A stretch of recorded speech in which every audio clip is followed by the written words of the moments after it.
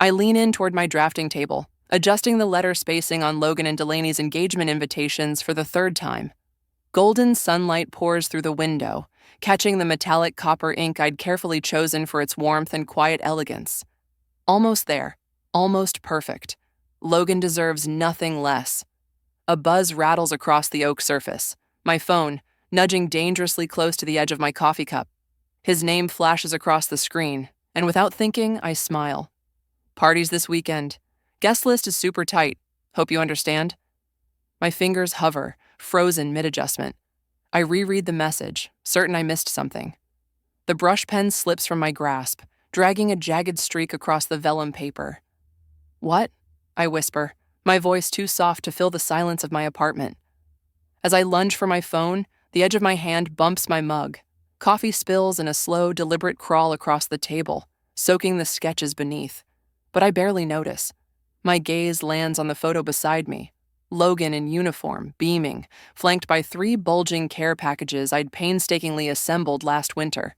I'd stayed up until 2 a.m., wrapping snacks, notes, and handmade cookies, his favorites, so they'd reach him overseas in time. All while juggling client deadlines and sleepless nights. He once called them a lifeline. Now I can't even get an invite? My fingers tremble as I tap out a call to Dad. Lena? His voice filters through after 4 rings, distracted and tinged with impatience. Everything all right? Dad, Logan just texted me about some party this weekend, for his engagement. I try to keep my tone even, though my heart is anything but. Is there some kind of mistake? Silence, then a sigh. It's just a little gathering, Lena. Nothing formal. I close my eyes and press my fingertips into the bridge of my nose. But I'm his sister. I've been designing their invitations all week. Look, sweetheart, Dad's voice shifts, calculated indifference wrapped in sugar. It's just something Delaney's parents are throwing at their lake house. Don't blow this out of proportion, all right? You know how your brother gets when people start pressuring him. People like me. The implication hovers in the space between us like smoke. Right, I reply, my throat tightening. Of course.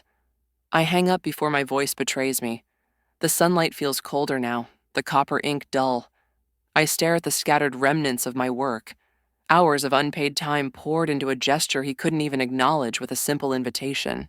My thoughts spiral back to 6 months ago, that panicked 3 a.m. call from Germany. Logan's bank card had been hacked. Without blinking, I wired him $2,000 from my emergency fund, money he still hasn't returned.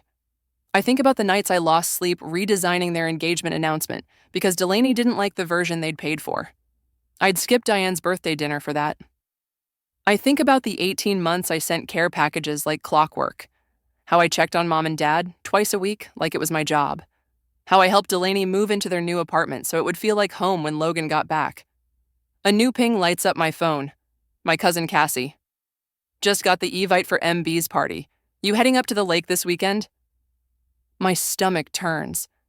Evite, I whisper. What evite? I type it out, watching the 3 dots bob on the screen, appear, vanish, reappear. Then finally, oh, awkward. Thought you'd be there? It's at the Hendersons' lake house. Looks like the whole crew is going. I ask her to forward it. The pause is long and telling before it lands in my inbox. My screen lights up with a bright nautical design. Join us for a lakeside engagement celebration. The text blurs as my eyes fill, but one thing stands crystal clear. The details swim before my eyes, but one thing becomes unmistakably clear. The 3 a.m. calls, the care packages, the missed dinners, none of it mattered. Not enough to get me a seat at the table. This wasn't some cozy get-together. It was an event. Over 120 guests. I scrolled through the invite list, eyes catching familiar names. Logan's coworkers from the firm, cousins I hadn't seen since Grandma's funeral, high school friends from Brooks. Practically everyone but me. My phone buzzed. Dad again. Your brother has his reasons, Lena, he said before I could say a word. Maybe he figured you'd feel out of place with that many people. You know how you get. How I get. The words escaped me, barely louder than a breath. Just respect his choice. That's all I'm asking. The line went dead. I sat frozen, Laptop open to my bank app. Years of saving, of skipping indulgences for family needs, of pushing back dreams that whispered to me from distant places. My cursor hovered over the Book Now button for a place I'd long fantasized about, Aspen. The trip I'd always postponed because someone always came first. Not this time. I clicked. First class ticket, Mountain View Suite, 6 nights. When the confirmation email landed, I snapped a photo, passport beside the itinerary. I posted it to Instagram, hands steady. If you're not on the guest list, make your own. Wrapped in the hush of the first-class cabin, I leaned into leather that felt softer than anything I'd ever owned. Champagne kissed my lips, effervescent and crisp. A tidal wave of emotion crashed, guilt and liberation mixing like a strange vintage. Another? The flight attendant offered, motioning to my glass. Yes, I replied. No hesitation, no second-guessing whether I was worth it. Thank you. This flight alone could swallow my rent for a month, but my emergency fund, left untouched for 6 years, was always open when Logan needed a bailout. The seatbelt sign blinked off, and I inhaled like someone who'd just surfaced from years underwater. The Mountain View suite at the Aspen Lodge made my apartment back in Chicago look like a forgotten storage locker. Towering windows framed snowy peaks, the alpenglow painting the landscape in soft shades of rose and fire. The king-sized bed looked big enough to host a sleepover. The marble bathroom gleamed like something off the pages of Architectural Digest. I stood at the mirror, startled by my own reflection. My eyes held something new, untamed, unfiltered, part fear, part rebellion. Who are you? I asked the woman staring back. My phone buzzed again, 12th time in an hour. Dad. Again. I let it ring out and flipped the phone face down on the nightstand. A message from Mom waited, unread. So did 3 from Logan, 1 from Delaney. I didn't bother. Let the latest family crisis find someone else's shoulders for once. They said what? I gripped my coffee mug tighter the next morning, Cassie's face lighting up my tablet screen. We spoke in the quiet of the lodge's breakfast nook, away from the communal clatter. I wasn't supposed to hear it, she said, her voice dropping. Delaney was in the bathroom talking to her sister. She said, and I'm quoting, "We just figured Lena would kill the vibe." Then something about you always being so serious and turning everything into drama. The coffee soured on my tongue. Kill the vibe. Logan didn't say anything? I asked. He just nodded. Cassie wouldn't meet my eyes. My phone pinged. A new text from Mom. I'm sorry about all this, sweetheart, but you know how your father and brother are once they've made up their minds. I hope you understand. This isn't the first time, Cassie added gently. Remember last Thanksgiving at Uncle Pete's and Logan's big homecoming? What about them? I asked. But even as the words left my lips, the memories clicked together. Those last-minute changes in venue, the vague directions, the startled faces when I arrived. They've been playing this game for years, Lena. I assumed you already knew. The truth hits me like a gut punch. Turns out I've been slowly and deliberately phased out of my own family's life. You've changed, May. Finally standing your ground. Her voice, smoky, unapologetic, echoes from my voicemail just as I'm lacing up my boots for my very first ski lesson. I've lived too long to watch you shrink for their comfort. Call me when you're ready to have a real conversation. Until then, breathe in that mountain air and don't waste a second of it. I tucked the phone into my jacket, caught off guard by a smile blooming on my face. First day on the slopes? My instructor, Kai, crouches down to adjust the buckles on my boots, his hands quick and steady. His skin is worn from winters spent chasing powder, eyes squinting against years of snow-dazzled light. First time doing anything just for me, I confess quietly. He gives a knowing nod, like he's heard that kind of confession before. Then you're in good company. By afternoon, I've fallen in with a cozy little tribe of solo travelers at the Lodger, a retired history teacher from Vermont celebrating his 70th, a recent widower rediscovering the world, and a 20-something still raw from heartbreak. No one asks why I'm alone. No one needs to. We bond over stories and laughter, trading tales over mugs of hot cocoa topped with homemade whipped cream. Hours pass before I remember my phone exists. The beginner hill, barely more than a slope, feels like Everest to me. I zigzag my way down without wiping out, and joy explodes in my chest like fireworks on the 4th of July. My breath fogs in front of me as laughter escapes, wild and free. My muscles begin to remember how to move, how to trust, how to lean in instead of bracing for the fall. Not bad for day one, Kai calls, pride in his voice. I've spent most of my life cushioning everyone else's landings. The irony is, I'm just now learning how to take flight for myself. The great room at the lodge hums with the easy warmth of strangers, turning into something more. The stone fireplace casts a golden glow over worn leather couches and reclaimed wood coffee tables. I curl up in an armchair, hands wrapped around a mug of mulled cider with a cinnamon stick poking out, listening to Sophia talk about swimming with dolphins off the coast of Maui. Then it hits me. I haven't heard a single buzz from my phone. I fish it out. 15 missed calls, 32 unread messages. But instead of the usual punch of panic, I feel nothing. Just quiet, clean detachment. Whatever mess they're wading through back home, they're managing. And so am I.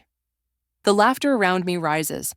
I lift my phone and snap a photo of the fiery Colorado sunset spilling through the tall windows. I post it to Instagram, my hands steady. Good morning to a new life. Have you ever stepped back from family duties to figure out who you really are?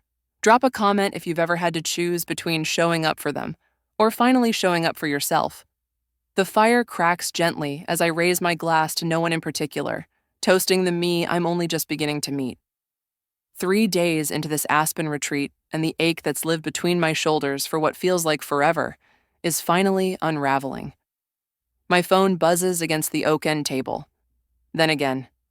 And again. By the 6th vibration, curiosity gets the better of me. I set down my drink and pick it up. 17 notifications.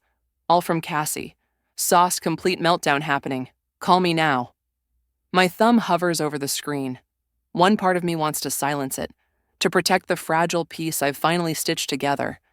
But another part, the part that's spent 30 years front row to this circus, needs to know. I step out onto the empty terrace. Snow blankets the world like a secret. Golden light from the lodge spills across the deck. Cassie picks up before the first ring ends. Party noise blasts through the speaker. "Oh my God, Lena, you are missing peak chaos," she says, half horrified, half gleeful. "Logan's been cozying up to Kelly Winters. You remember? His ex from high school? For like an hour, right in front of Delaney." What? The word leaves my mouth in a puff of cold air. Started out innocent, just reminiscing. A laugh here, a hand on the arm there. Now they're practically glued together by the bar, giggling like it's 2007. I press my fingers to my temple. And Delaney? Tossed her champagne in his face, full glass, then screamed that the engagement's off and stormed out. Despite everything, my gut knots up. Muscle memory kicks in, my brain flipping through old blueprints, drafting apologies, rehearsing how to smooth things over, make the best of a party I wasn't even deemed important enough to attend. And that's not the worst part, Cassie keeps going. Logan punched a wall after she stormed out. Pretty sure he broke something. Your dad and Ethan started screaming at each other right there in front of everyone. The bartender cut them off. The manager threatened to shut the whole thing down. I can see it all play out in my mind. Logan's face, crimson with rage, slurring and shouting, and Dad only pouring gasoline on the flames with his signature brand of damage control, which never controls anything. Mom in the corner, nervously clutching her scarf, pretending this is all just a hiccup, a bump in the road, not a public unraveling. And then there's Grandma May. Cassie leans in, dropping her voice. She marched up to Logan, stared him down like a gunslinger, and said, and I swear I'm quoting her word for word, "This is what happens when you cut out the only responsible adult in your life." The whole room, she said, just went dead quiet. A strange sound escapes me. Not quite a laugh, not quite a cry. 32 years I've been the invisible pillar, the one they call at 3 a.m., the fallback, the fix-it girl, the calm in every storm. But this time, I'm not. I should go, I finally say. I signed up for a moonlight snowshoe hike. What? Cassie's voice sharpens. Lena, are you even hearing me? Your brother's falling apart. Delaney left with her bridesmaids. Everyone is asking about you. They know where I am, I reply, calm as snowfall. I posted it on Instagram 3 days ago. I hang up and switch my phone to silent. 10 minutes later, I'm walking through fresh, untouched snow with 6 strangers and a guide named Ethan. The forest hushes around us. The only sounds are breath and the quiet crunch of snow beneath our snowshoes. "First time?" asked the woman beside me. Catherine from Toronto, if I remember right. "At all of it," I confess. First time snowshoeing, first time in Aspen, first time putting myself ahead of the family circus.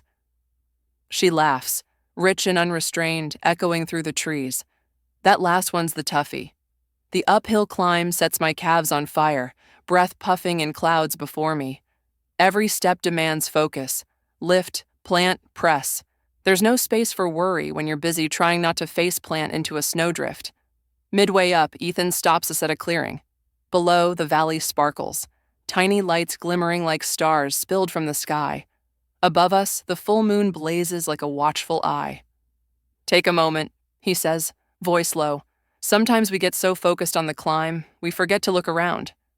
His words crack something open in me. A laugh bubbles up, real and startling, maybe the first in years. Catherine chuckles beside me, and soon 2 others join in, our laughter rising like steam into the stillness. I don't have to fix it. That thought hits me with such truth it steals my breath. I've spent a lifetime being the safety net, the fixer, the unbreakable one. But maybe, just maybe, my absence is the very thing they need. 3 hours later, legs sore in a satisfying way. I return to my room and switch my phone back on. Notifications pour in like an avalanche. 14 texts from Logan, escalating from fury. "Where the hell are you?" To blame. "This wouldn't have happened if you were there." To desperation. "Please call. Everything's a disaster." 8 missed calls from Dad, capped with a message that clenches my jaw. "We needed you. You abandoned your family when it mattered most." 3 voicemails from Mom, tearful, each one ending with her usual, "Please don't make this a thing, honey." 1 message from Delaney, sent half an hour ago. "I need help. Logan's a mess. Can you talk some sense into him?" My thumb hovers over Logan's a mess. Can you talk some sense into him? My thumb hovers over Logan's name, muscle memory almost nudging me to fall into old patterns, to step in, smooth over the mess, carry the blame that was never mine to begin with. But this time, I don't. Instead, I scroll through my contacts, find his name, and hit block. The screen asks if I'm sure. I've never felt more sure of anything. One by one, I do the same. Dad, Mom, Delaney. Each tap feels like shedding an invisible weight I'd been lugging around so long, I'd mistaken it for a part of me. Then I dial the front desk. "Hi, this is room 342. I'd like to extend my stay by 4 more days, please." After that, I snap a selfie near the stone hearth, firelight dancing across my cheeks. I've never looked so calm, so utterly at ease. I post it with a caption I wouldn't have dared to write just days ago. 0 regrets, 100% peace. I silence my phone, set it on the nightstand, and for the first time in my grown-up life, I fall asleep without listening for a buzz or ring in the dark. I'm halfway down Silverado, one of the intermediate ski runs that would have scared the life out of me just last week, when my phone vibrates against my thigh. I almost let it go like I have 14 other calls. But something familiar tugs at me, that old instinct to show up, to be responsible. I slow down, pull to the side. Grandma May's name lights up the screen. If anyone deserves a reply, it's her. "Lena," she says, her voice fizzing through the speaker like static laced with concern. "They're all losing their marbles, trying to get a hold of you." I watch a dad and his little girl glide by, their laughter ringing clear in the mountain air. "I just needed some space." "Space?" she snorts. "Your brothers left 17 voicemails, started with, 'How could you do this to me?' and ended with, 'Please, I need you.'" Her voice softens. "Your father even sent a text apology. Your mother made him naturally, but still." I close my eyes as the sun warms my face. "And Delaney?" I ask. "Her sister turned up at your apartment yesterday," Grandma says with a dry chuckle. "Thought maybe you were hiding under the bed or something. Found nothing but your neighbor watering the ferns." "I asked Diane to check in on them," I murmur, watching a snow bunny dart between 2 pine trees. "Where are you, sweetheart?" For the first time in days, a real smile tugs at my lips. one that lights up not just my mouth but my eyes. Somewhere I should have come a long time ago. Perfect form. Victor, my ski instructor, cheers as I make a sharp, clean turn. Just a few days ago, he was helping me up off the bunny hill more times than I could count. Today, I'm slicing down a slope that couldn't be more appropriately named. Freedom. Meet you at the lodge for a après-ski? He calls as we reach the bottom. Wouldn't miss it, I reply, surprising myself with how natural it feels now. The lodge staff know me by name. Emma at the front desk sets aside the New York Times for me each morning. Paolo has my coffee ready, black splash of oat milk. And Jeanette, the concierge, always stops me with local dinner suggestions. Lena? Jeanette waves as I step into the lobby. The Hendersons were wondering if you'd join them tonight. They're hosting a family-style dinner at their cabin. Thought you might enjoy some real home cooking. I blink, taken aback by the offer. The Hendersons, retired, kind, full of stories, were just two people I met on a snowshoe hike. They owe me nothing. They don't need fixing or saving. They simply like me. I'd love to, I say. And that simple exchange, that open-hearted welcome, almost brings tears to my eyes. Back in my room, I open the leather-bound journal I bought from the lodge gift shop. I flip through pages, watching how my handwriting has changed. Shaky and hesitant at first, now sure, flowing, free. Day 1. I arrived shattered, second-guessing every choice that led me here. By day 5, I braved my first blue run, tumbled twice, and pulled myself up both times. No one scolded. No one sighed. For once, failure wasn't a verdict. On day 7, I met my reflection and didn't flinch. I pressed my pen into the crisp new page. Day 8. The woman who arrived here won't be the one who walks out. Dr. Winters watches from her sun-drenched office at the wellness center, her gaze steady, unblinking. You've made a conscious choice to step back, she says. Not a question, an observation. I nod, my phone a paperweight in my hands. 67 alerts blink back at me. I haven't opened a single one. Tell me about your family, she says. The unfiltered version. So I do. It spills out like spring thaw tearing through frozen banks. 18 months of care packages while Logan was overseas. Money wired without a moment's hesitation. Invitations handcrafted without a thank you. Birthdays I missed because someone else needed me more. A savings account drained dry to patch their messes. To go back now would be like reaching for a lit stove. I end with a quiet certainty that surprises me. Dr. Winters nods slowly. They're starting to realize what they've lost, she offers. I raise a skeptical brow. Are they? People don't change until staying the same hurts more than change ever could, she replies. Your absence, it shifted something. Later, nestled by the stone fireplace with a dog-eared novel, a ping interrupts. It's Cassie. Grandma May's moved into Mom and Dad's guest room. She says she's fixing things. Dad nearly keeled over. A laugh escapes me, picturing Grandma's iron-willed charm. Another ping. Logan told Dad they've all taken you for granted. And get this. Dad agreed. I almost fell out of my chair. Before I can reply, a video from Delaney lands. I hesitate, then hit play. Her face is bare, eyes swollen and damp. Lena, she begins, voice trembling. I've been awful to you, not just recently, for years. She wipes her eyes with the back of her hand, raw and real. I don't know if you'll ever forgive me, but I want to try. I set the phone down, breath catching somewhere in my chest. As I reach for my wine, the room phone rings. Miss Taylor, the front desk says, you have a delivery. Downstairs, the clerk hands me a cream-colored envelope, Logan's handwriting unmistakable. I trace the delicate curve of my name. Inside, one page, heavy with unspoken things. I don't deserve forgiveness, but I need to try. I stand still in the vaulted lobby, snow drifting past the windows like a hush. And I wonder, how long should the road back to forgiveness be? Would rushing it mend us or break us again? I fold my final sweater, the indulgent cream cashmere I bought from the Lodge boutique, and tuck it neatly into my suitcase. 9 days ago, I shoved wrinkled clothes into the same bag, hands shaking, eyes burning. Today, I pack with calm, each motion thoughtful. The woman who panicked her way here is not the one heading home. My phone vibrates. Dad again. What time should we swing by tomorrow? I type back without pause. No need. I've arranged a rental car. 3 dots flicker, then vanish. That seems unnecessary. We don't mind. I do, I reply, and silence the thread. Control starts with the little things. The rental car. The public cafe. Not the kitchen table where I've swallowed down criticism with birthday waffles for 30 years. From my balcony, I cast one final glance at the mountains that bore witness to my becoming. Tomorrow, I'll meet them at Meridian Coffee Shop. Not our kitchen table where I've swallowed criticisms with Sunday pancakes for 3 decades. Thank you, I whisper to the peaks silhouetted against the twilight sky. I catch a glimpse of them through the frosted glass of Meridian Cafe just before walking in, Dad checking his watch, Mom anxiously stirring her chamomile tea, Logan with an arm draped around Delaney as she scrolls mindlessly on her phone.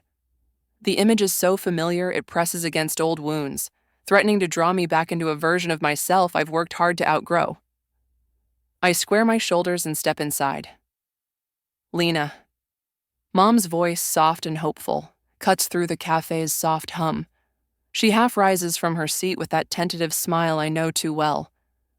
We saved your favorite spot by the window. I settle into the empty chair, placing my leather portfolio on the table with quiet precision. Its weight centers me. You look different, Logan says, his eyes narrowing in quiet assessment. Skiing's been good for me, I reply, locking eyes with the barista instead of him.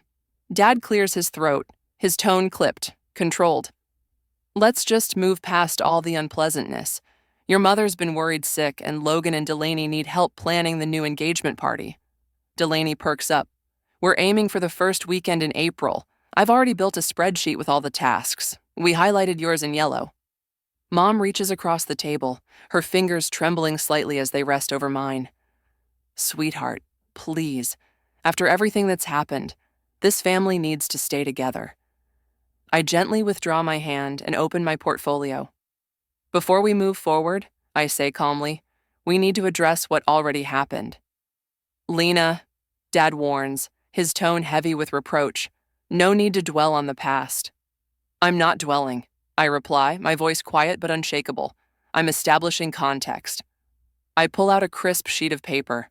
On February 16th last year, Logan called at 3 a.m. from Munich. His debit card had been hacked. I wired him $2,000 from my emergency savings in under 10 minutes. I turn to face him directly. That loan still hasn't been repaid. Logan shifts in his seat. I've been meaning to... And in September, I continue, I skipped Diane's birthday dinner to redesign your engagement announcement.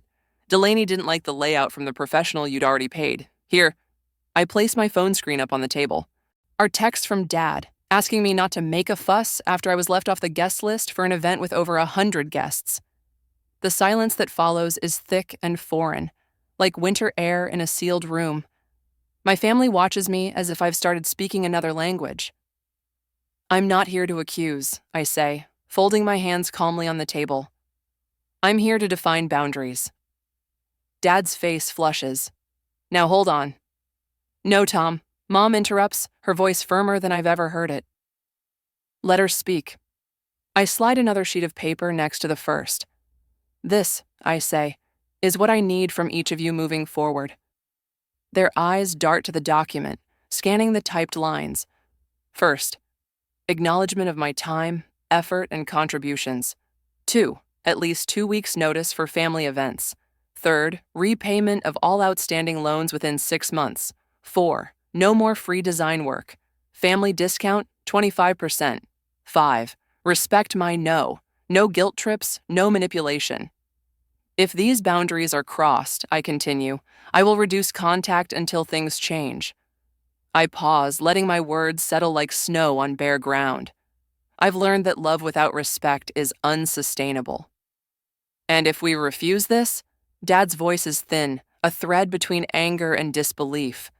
Is this some kind of ultimatum? Then you'll be choosing the kind of relationship you want with me. I align the papers with slow precision, and I'll honor your choice by making mine. Logan wipes an unexpected tear. Lena, I had no idea. I know, I reply, my voice softening just enough to bridge the silence. That's kind of the problem. These seem fair, Mom ventures, her eyes flicking nervously toward Dad for backup. Delaney's flawless brows shoot up. So after everything, you're just bailing on the wedding plans? I'll help, but within boundaries, I say calmly. I've drawn the line. I take a breath. There's something else. I've accepted a 6-month design contract in Colorado. I start next month. You're leaving? Dad's hand crashes against the kitchen table, sending coffee cups into a jittery dance. Just like that? I'm seizing a chance, I say, holding steady. Exactly the kind of thing you always told Logan to do. Dad starts to speak, then thinks better of it. He leans back, exhaling deeply. Logan shifts forward, eyes rimmed with guilt. I've been a lousy brother, haven't I? Before I can answer, the bell above the cafe door jingles. Grandma May walks in, right on cue, graceful, intentional, sharp as ever. Well, would you look at that, she says, her gaze sweeping over me like a quiet blessing.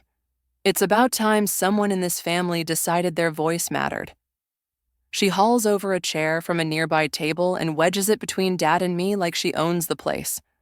With a firm slap of her palms on the table, she announces, "Now, let's talk about moving this family forward, with more fairness and a whole lot more respect." I catch my reflection in the coffee shop window, shoulders squared, chin lifted, eyes clear. The mountains gifted me this version of myself, a woman who finally knows her worth and expects others to honor it too. Snow-capped peaks still hug the skyline as I adjust the blinds in my Denver apartment. 6 months later, and the view still takes the air straight from my lungs. The brisk February breeze creeps through the cracked window, an indulgence I never permitted back home, where every open window came with a lecture about heating costs we could barely afford. My fingers drift over the line of postcards pinned to the corkboard. Aspen, Boulder, Santa Fe, Denver, cities I've wandered through since reclaiming my life. Each one a bold flag planted far from the girl who used to cancel dreams the moment her family called. My phone lights up, Mom's weekly video chat. I exhale, grounding myself in my therapist's reminder. Boundaries aren't barricades. They're doors you get to open when you choose. Lena? Mom's face fills the screen, smiling, her hair freshly dyed for this Sunday's church potluck. You look well-rested. I am. No backstory, no guilt-laced explanation. That's new. Your father mentioned your project for that coffee company, she adds, fumbling with her readers. He saw the billboard off I-70, said it had your style all over it. 6 months ago, I would have launched into a full breakdown of the concept, the client, the why. Now I just smile. They were a great team, already hired me for 3 more designs. A text notification rolls across the screen. It's from Logan. Sample wedding invites came today. We're using your color palette. Thanks, sis. No panic, no crisis. Just recognition, real progress. After we hang up, I open an email from Cassie. Subject line, new Denver listings. Call me crazy, she writes, but I'd totally be your roommate. Colorado suits you. I sip my coffee and allow a quiet smile to spread. The family who once viewed me as a convenient solution has begun, slowly, clumsily, to see me as a whole person. Grandma May's weekly letter sits unopened on my counter, her elegant cursive visible through the envelope. Her correspondence has been my anchor through this transition. Last week she wrote, "Your father actually asked me how to make your mother's birthday special without putting the burden on you. First time in 40 years that man's asked for advice." I tucked the letter into my journal for later, savoring the anticipation. Today is for focus. My design business has tripled since moving here. The invitation rests on my coffee table, quietly asserting its presence. It's Logan and Delaney's updated wedding plans, an intimate affair with just 30 guests. My name, penned in Logan's unmistakable handwriting, graces the envelope. Not the impersonal scrawl of Delaney's mother's assistant, but Logan's. Still, I haven't made up my mind. When I showed it to my therapist, she nodded slowly, as if weighing its meaning in the context of everything. Going doesn't mean you're falling back into old patterns, she reminded me, her voice calm, steady. That's what hotels are for. Later today, I'm meeting Quinn, a bright-eyed design student tangled in the web of her family's expectations. There's something about her quiet brilliance, her hesitation to take up space, that mirrors who I once was. The scholarship I created at the local college is what brought us together. You're helping me give myself permission, she said last week, her voice trembling but sure. A familiar weight creeps across my shoulders as I remember the upcoming women's retreat. I'm scheduled to speak about boundaries. The old Lena would have crumbled under the pressure of pretending to be an expert in a lesson she'd only just begun to learn. But that was then. Now, I close my eyes and lean into my nightly ritual, whispering thanks, grateful for bravery, for the mountains that hold my secrets, for the quiet pride of a life I've claimed as my own. Outside, the sun melts into the horizon, gilding my walls in copper, the same shade I was meticulously blending for Logan and Delaney's first set of invitations, back before everything fell apart. My fingers graze the invitation's edge. Tomorrow, I'll book a room at a hotel back in my hometown. I'll RSVP, yes, not because I'm seeking closure, not because I'm still tied to the past, but because this time it's my choice. Sometimes the greatest act of love is learning to love yourself first.